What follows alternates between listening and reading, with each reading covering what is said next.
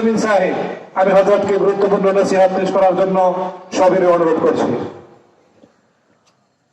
আসসালামু আলাইকুম ওয়া রাহমাতুল্লাহি ওয়া বারাকাতুহু। ওয়া আলাইকুম আসসালাম। আপনারা সবাই ভালো আছেন? আমার সাথে রাগ করেছেন? আমার সাথে রাগ করেন, সমস্যা নেই, বাট আল্লাহর সাথে রাগ করলে সমস্যা আছে না নাই বলুন তো? এই যে আমরা জবান দ্বারা কথা বলছি, জবান দান করেছেন, বলেন তো কে? এটাকে বলা হয় বাকযন্ত্র। আল্লাহ রাব্বুল আলামিন কোরআন কারীমের মধ্যে বলেছেন, আলাম নাজআল লাহু আইনাইন ওয়া লিসানান ওয়া শাফাতাইন। আমি কি তোমাদেরকে চক্ষুদ্বয়, কথা বলার জন্য জিহ্বা, বাক শক্তি দান করিনি? যে আল্লাহ জবান দান করেছেন, আমি আপনাদেরকে সালাম দিয়েছি, সেই আল্লাহর জন্য জবান ছেড়ে আমি আপনারা সকলে সালামের উত্তর প্রদান করবেন, আসসালামু আলাইকুম ওয়া রাহমাতুল্লাহ। আলহামদুলিল্লাহি ওয়া কাফা ওয়া সালামুন আলা ইবাদিহিল্লাযীনা ইসতাফা। أما بعد فقد قال الله تعالى في كلامه المجيد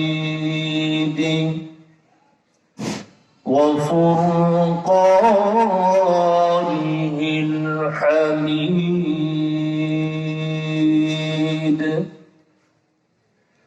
أعوذ بالله من الشيطان الرجيم. بسم الله الرحمن الرحيم.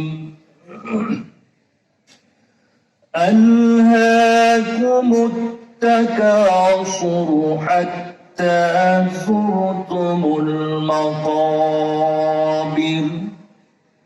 كلا سوف تعلمون ثم كلا سوف تعلمون. وقال النبي العربي صلى الله عليه وسلم: كنت نهيتكم عن زيارة القبور فزوروها فإنها تذكر الآخرة. وقال تعالى في شان حبيبه آمرا ومخبرا: إن الله وملائكته يصلون على النبي يا أيها الذين آمنوا صلوا عليه وسلموا تسليما. اللهم صل على محمد وعلى آل محمد كما صليت على إبراهيم وعلى آل إبراهيم إنك حميد مجيد. اللهم بارك على محمد وعلى آل محمد كما باركت على إبراهيم وعلى آل إبراهيم إنك حميد مجيد بلغ العلا بكماله كشف الدجى بجماله حسنت جميع خصاله صلوا عليه وعاله الحمد لله ঐতিহ্যবাহী দ্বীনি প্রতিষ্ঠান আল জামিয়াতুল ইসলামিয়া তরুণী মাদ্রাসার উদ্যোগে খতমে কোরআন ও খতমে বুখারী উপলক্ষে বার্ষিক ইসলামী মহাসম্মেলনের পরম শ্রদ্ধাভাজন সম্মানিত সভাপতি, আমাদের এই অঞ্চলের গৌরব, হাজারো হাজার আলেমের উস্তাদ, বিশিষ্ট আলেমী দ্বীন, বর্ষিয়ান আলেম মহিউসুন্নাহ শাহ আবরারুল হক রহমাতুল্লাহি আলাইহির বিশিষ্ট খলিফা আলহাজ হযরত মাওলানা ইমদাদুল্লাহ দামাত বারাকাতুহুমুল আলিয়া, অত্র জামিয়ার স্বনামধন্য মুহতামিম আমাদের অত্যন্ত শ্রদ্ধাভাজন উস্তাদ মাওলানা ফজলুর রহমান খান সাহেব, অত্র প্রতিষ্ঠানের বিভিন্ন আসাতিজে কেরাম, মাদ্রাসা পরিচালনা কমিটির সম্মানিত সদস্যবৃন্দ, মঞ্চে বসা আছেন জাতির কর্ণধার, জাতির বিবেক, সেরে তাজ, মাথার মুকুট হযরত উলামায়ে কেরাম, বাবার বয়সী শ্রদ্ধাভাজন মুরব্বিয়ান, বেরাদারানে মিল্লাত, বিভিন্ন দ্বীনি মাদারিস থেকে আগত নূরে চশমা আদিস সুলাবা, ছাত্র যুবক তরুণ ভাইয়ারা, অত্র ইউনিয়নের বিভিন্ন পাড়া মহল্লা থেকে আগত আল্লাহ পাকের আশিকিন, জাকিরিন, কোরআন প্রেমিক, হাদিস প্রেমিক, দিনদার, ইমানদার সমবেত দ্বীনি মুসলমান ভাইয়ারা, পর্দার অন্তরালে বাসা ও বাড়িতে অবস্থানরত শ্রদ্ধেয়া সম্মানিতা মা ও বোনেরা, সর্বস্তরের সম্মানিত সুধীর সমাজ, আমরা মহিয়ান গড়িয়ান সর্বশক্তিমান আল্লাহ জাল্লা শানুহুর দরবারে শুকর গুজার হচ্ছি, যিনি আমাদেরকে অত্যন্ত দয়া করে, মায়া করে, মহব্বত করে, ভালোবেসে সমাজের হাজার হাজার মানুষের মধ্য হতে নির্বাচন করে, নমিনেশন করে জাতির এই ক্রান্তিকালে জাতির শ্রেষ্ঠ সন্তান হযরত উলামায়ে কেরামের জবান থেকে দ্বীনি গুরুত্বপূর্ণ আলোচনা শ্রবণ করার জন্য কনকনে প্রচন্ড ঠান্ডা শীতকে উপেক্ষা করে সামিয়ানার নিচে সমবেত হওয়ার তৌফিক দান করেছেন। তাই মহান মনিব, মহান প্রভু রব্বে কারীমের দরবারে জবান ছেড়ে অন্তরের অন্তঃস্থল থেকে কালিমাতুশ শুকুর আদায় করছি, আলহামদুলিল্লাহ।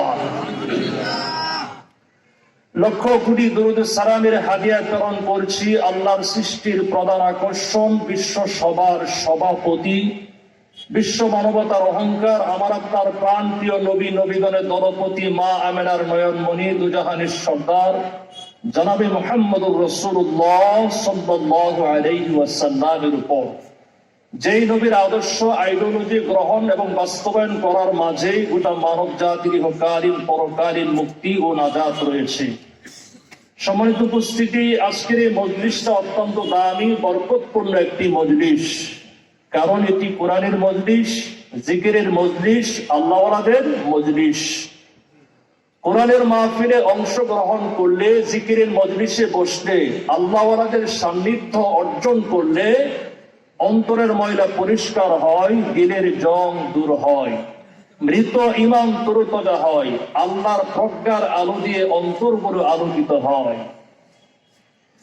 এজন্য আমাদের বুজুর্গান দিন বলেছেন, আলাইকুম বিমুজালাসাতিল উলামা ওয়াসতিমতাউ কালামিল হুকামা, তোমরা আলেমগণের মজলিসে বসাকে আবশ্যক করে নাও, জ্ঞানীদের কথা মনোযোগ দিয়ে শ্রবণ করো, কারণ আলেমগণের মজলিস হচ্ছে কল্যাণকর মজলিস।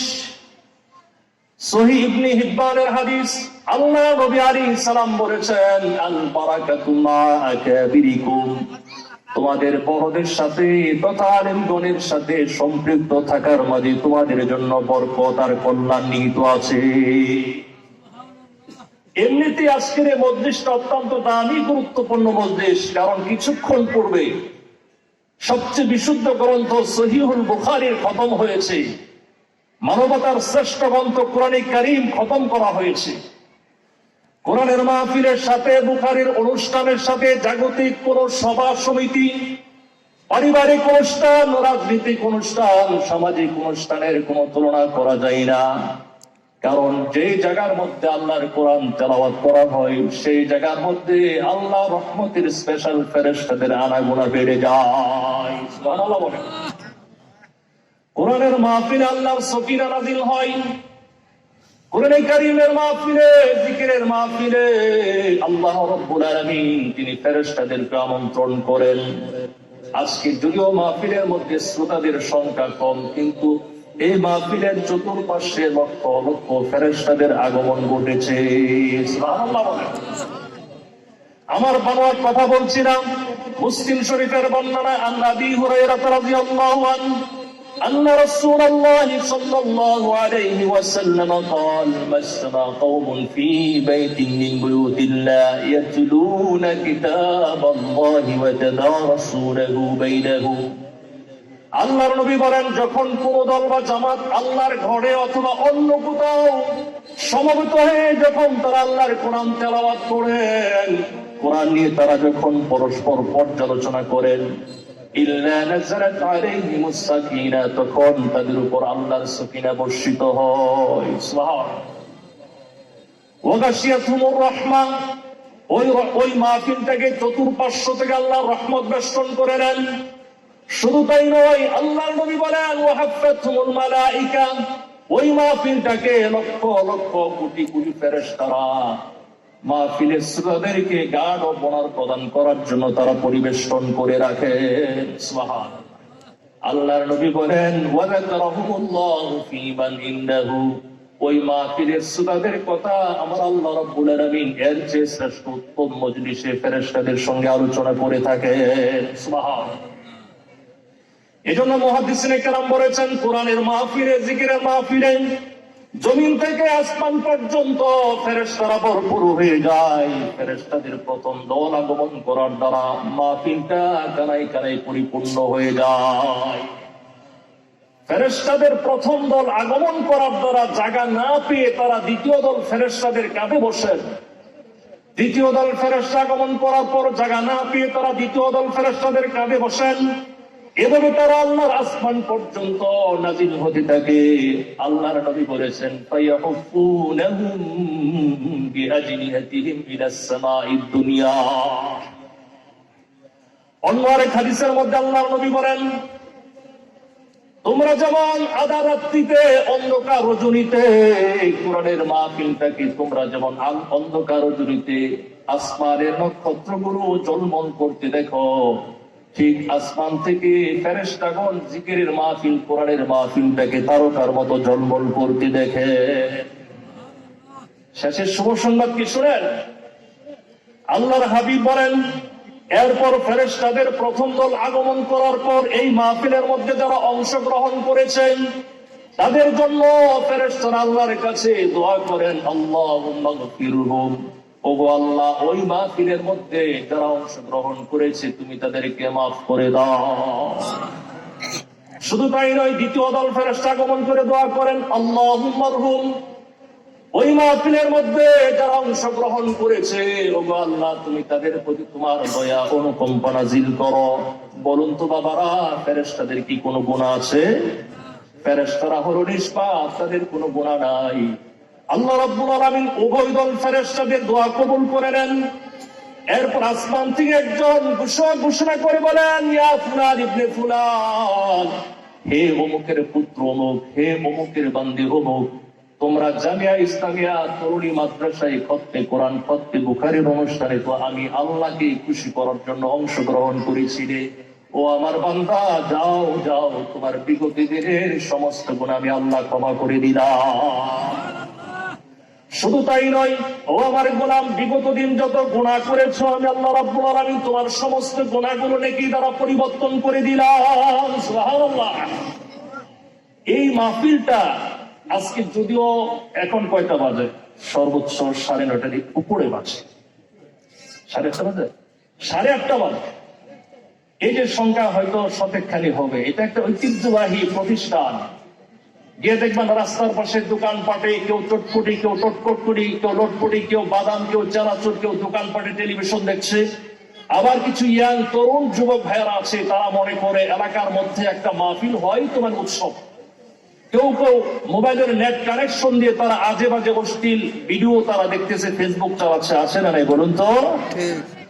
এই জন্য বলবো ভাই, এই মাদ্রাসার মধ্যে বছরে একবার অনলি ওয়ান একটি মাহফিল হয়। আর আজকে যে মাহফিল, যে মাদ্রাসাতে বসেছি, আমি এই মাদ্রাসার 27 বছর আগে পড়াশোনা করেছি। আমার ওখানে ফ্রেন্ড সার্কেল অনেকে আছে। 27 বছর পর আমাদের জেনার উস্তাদ আছেন, বিশেষ করে মোহতামিম সাহেব সহ, আমাদের প্রিয় ভাই মাওলানা রশিদ সাহেব সহ, ওনাদের বদন্যতায় এখানে কিছু কথা বলার সুযোগ পেয়েছি। আমি আজকে এই মাহফিলে কিছু কথা বলতে পেরে আমি নিজেকে অত্যন্ত প্রাউড ফিল করছি, অত্যন্ত গর্ববোধ করছি যে আমি এই মাদ্রাসার একজন সন্তান হিসাবে আপনাদের সামনে কিছু কথা বলার সুযোগ পেয়েছি। যিনারা আমাকে সুযোগ করে দিয়েছেন তাদেরকে আমি অন্তঃস্থল থেকে মুবারকবাদ জ্ঞাপন করছি। এই মাদ্রাসা হলো এই এলাকার মানুষের জন্য, আমাদের এই পাগলা থানার জন্য, ইউনিয়নের জন্য একটা রহমত স্বরূপ। ঠিক কিনা বলুন? এই মাদ্রাসার লক্ষ লক্ষ লক্ষ লক্ষ সন্তান আছে যারা বাংলাদেশে এবং দেশ বিদেশে যারা খেদমত আঞ্জাম দিয়ে আসে। এটা অত্যন্ত বড় গৌরবের বিষয়। আজকে আফসোসের ব্যাপার হচ্ছে রাত বাজে 8:30 বাজে, এখন আমাদের এই মাহফিলের মাঝে লোক হবে সর্বোচ্চ কত হবে? 100 হয় কিনা সন্দেহ আছে।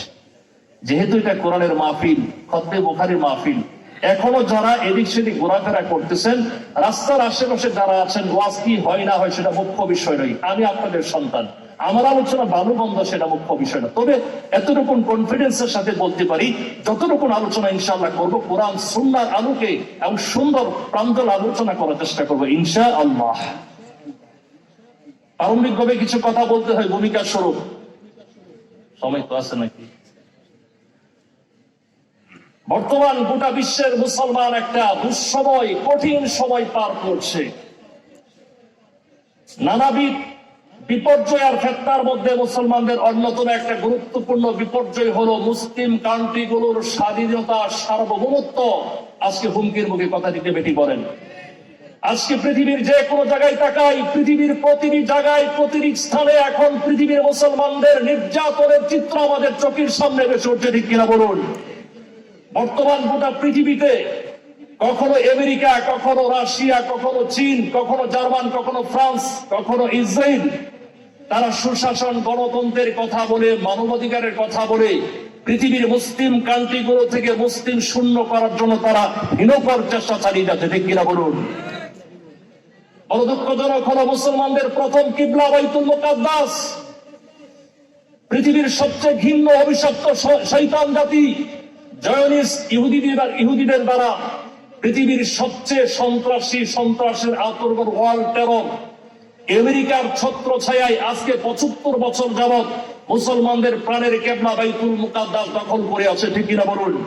গোটা পৃথিবীতে মুসলমানদের, বিশেষ করে গাজার মাত্র 365 বর্গ মাইলের উপর বর্বর ইহুদিরা যে পরিমাণ নির্যাতন নিপীড়ন চালাচ্ছে, এরকম নির্যাতন নিপীড়ন পৃথিবীর কোন মুসলমানদের উপর চালানো হয় না। ঠিক কিনা বলুন? কিন্তু পৃথিবীতে গোটা বিশ্বের মাঝে জাত ও জাতের জন্য একটা সংগঠন আছে যার নাম হচ্ছে জাতিসংঘ। মুসলমানদের জন্য একটা সংগঠন আছে যার নাম হচ্ছে ওআইসি। আরব জাতির জন্য একটা সংগঠন আছে যার নাম হলো আরব লীগ। পৃথিবীতে বিভিন্ন হিউম্যান রাইটস, মানবাধিকার সংগঠন আছে।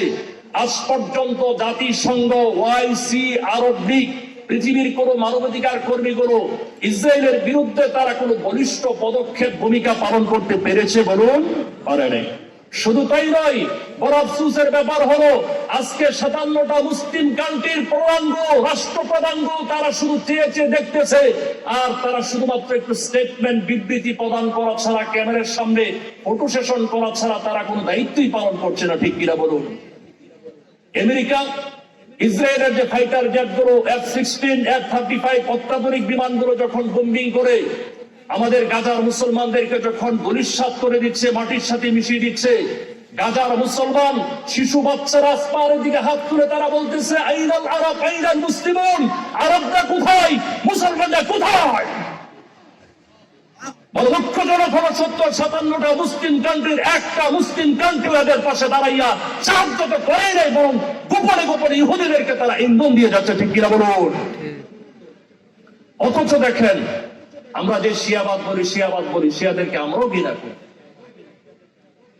লেবাননের একটা সংগঠন হিজবুল্লাহ, আরেকটা হচ্ছে যে রাষ্ট্র ইয়ামান সম্পর্কে আল্লাহ নবী যিকরুল ইয়ামান মুসলিম শরীফে একটা বাব কায়েম করেছেন। এই ইয়ামানের মধ্যে সৌদি আরব জোট 4 বছর তারা বম্বিং করে ইয়ামানটাকে ধ্বংস করে দিয়েছে। সেই ইয়ামানের মধ্যে আনসারুল্লাহ হুতি নামে একটা সংগঠন আছে, আপনারা জানেন। পৃথিবীতে এই আমেরিকার নেতৃত্বে 10টা জোট গঠন করেছে, সামরিক বাহিনী গঠন করেছে, নৌবাহিনী গঠন করেছে এই হুতিদেরকে বিদ্রোহ করার জন্য, দমন করার জন্য। সম্মানিত সুদী, খুব ভালো করে কথাগুলো বুঝেন। পৃথিবীর কোন মুসলিম কান্ট্রি সাহায্য করে নাই, করেছে কারা বলুন? শিয়া সংগঠন আনসারুল্লাহ হুতি আর হিজবুল্লাহ। পৃথিবীর 57টা মুসলিম কান্ট্রি যদি একযোগে একসাথে যদি সন্ত্রাসী রাষ্ট্র ইসরায়েলের প্রেসিডেন্ট বিনিয়ামিন নেতানিয়াহু যদি বলতো তোমাদের সাথে আজ থেকে আমরা কূটনৈতিক সম্পর্ক ছিন্ন করলাম, বাণিজ্যিক সম্পর্ক ছিন্ন করলাম, সামরিক সম্পর্ক ছিন্ন করলাম, তাহলে এদের বাবা আমেরিকা পর্যন্ত ইসরায়েলকে বাঁচাইতে পারতো না। ঠিক কিনা? বড় দুঃখজনক হলো সত্য, এই যে ফাইটার জেটগুলো, বিমানের যে তেল, ডিজেল, অকটেন প্রদান করা হয়, ট্যাঙ্ক কামানের যে তেলগুলো প্রদান করা হয়, এই তেলগুলোর বড় সাপ্লাইয়ের কোন রাষ্ট্র জানেন? আমার প্রান্তীয় রাষ্ট্র সৌদি আরব। নাম্বার 2 হলো মুসলিম রাষ্ট্রের একটা সবচেয়ে ব্যাড রেকর্ড যে রাষ্ট্র করেছে, সেটা নাম হলো আরব আমিরাত, সংযুক্ত আরব আমিরাত। আরেকটা রাষ্ট্র হলো আজারবাইজান। এই 3টা কান্ট্রি ইসরায়েলকে তেল সরবরাহ করতেছে। যদি মুসলমানরা আর কিচ্ছু রাখতো না, আরব কান্ট্রি গুলো যদি বলতো তোমাদেরকে আর তেল দিব না, গ্যাস দিব না, একদিনও যুদ্ধ করার হিম্মত ইসরায়েলে থাকতো না। ঠিক কিনা বলুন? মুসলমান, বর্তমান পৃথিবীতে মুসলমানদের এত বিপর্যয় কেন? কষ্ট হচ্ছে আপনাদের? আমি কিন্তু শেষ সময় পেয়েছি শ্রোতা হিসাবে, পাবলিক থাকলে আলোচনা সুন্দর হইত ইনশাআল্লাহ। বর্তমান পৃথিবীতে মুসলমানদের এই দুর্দিনের কারণ কি? আল্লাহর হাবিব আজ থেকে 1000 বছর আগে বলে গিয়েছেন। আল্লাহর হাবিব বলেছেন, এমন একটা সময় আসবে যখন তোমাদেরকে পৃথিবীর সমস্ত শক্তিগুলো নিধন করার জন্য, ধ্বংস করার জন্য, দস্তরখানে যেমন খাবার পরিবেশন করার পর একে অপরকে খাবারের জন্য ডাকাডাকি করা হয়, ঠিক পৃথিবীর সমস্ত শক্তিগুলো তোমাদেরকে নিধন করার জন্য এরকম ভাবে তোমাদেরকে ডাকাডাকি করে ধ্বংস করবে। সাহাবায়েরা প্রশ্ন করেছেন, ইয়া রাসূলুল্লাহ, আমি মূল হাদিসের যতটুকু আমার সম্ভব হাদিসের সাথে মিল থাকতে হবে, এটা মুখ্য বিষয়টা, আমার মূল বিষয়টা বোঝানোর উদ্দেশ্য। সাহাবায়েরা প্রশ্ন করেছেন, ইয়া রাসূলুল্লাহ, তখন কি আমাদের সংখ্যা কম হবে?